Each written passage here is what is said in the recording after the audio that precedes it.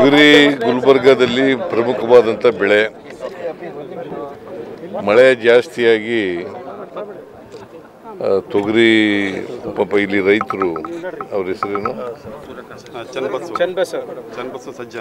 ಚನ್ನಬಸವ ಸಜ್ಜನ್ ಅಂತ 2 ಸಾರಿ ಬಿತ್ತನೆ ಮಾಡಿದಾರಂತೆ. ಬಟ್ ನೀರು ನಿಂತ್ಕೊಂಡು ತೊಗರಿ ಗಿಡ ಎಲ್ಲ ನೆಟ್ಟೆ ರೋಗ ಬಂದು ಹೋಗಿದೆ. ಮತ್ತು ಅದು ಬಿಸಿಲು ಬಂದರೆ ಒಣಗೋಗ್ಬಿಡ್ತದಂತೆ ಬೇರುಗಳು.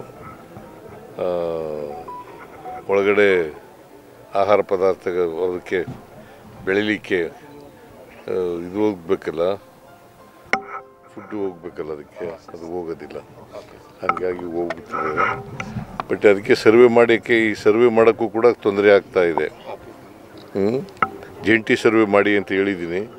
ವರದಿ ಕೊಟ್ಟ ಮೇಲೆ ನಾವು ಸರ್ಕಾರ ತೀರ್ಮಾನ ಮಾಡ್ತೀವಿ.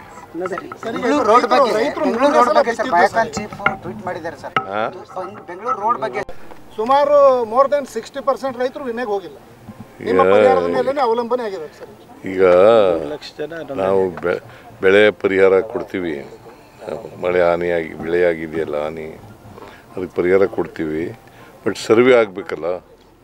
ಸರ್ವೆ ಆಗಬೇಕಾದ್ರೆ ಈಗ ಇನ್ನೂ ಒಂದು ಪ್ರಾಥಮಿಕ ವರದಿ ಎಲ್ಲ ಬರಬೇಕಾದ್ರೆ ಇನ್ನು ಟೈಮ್ ಆಗುತ್ತೆ. ಬಟ್ ಸರ್ವೆನೂ ಕೂಡ ಮಾಡೋಕ್ಕಾಗಲ್ಲ.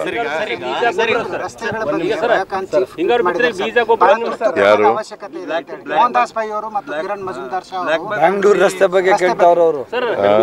ಬೆಂಗಳೂರು ರಸ್ತೆ ಬಗ್ಗೆ ನಾನೀಗ ಇಲ್ಲಿ ಇದ್ರ ಬಗ್ಗೆ ಕೇಳಿ ಅಂತಂದ್ರೆ ಮೋಹನ್ ದಾಸ್ ಪೈ, ಕಿರಣ್ ಮಜುಮ್ದಾರ್ ಅವ್ರ ಹೆಸರು ಹೇಳಿದ್ರೆ ಹೆಂಗಪ್ಪ? ಅದು ಆಗ್ತಾ ಇದೆ. ಮಳೆ ಈ ಸಾರಿ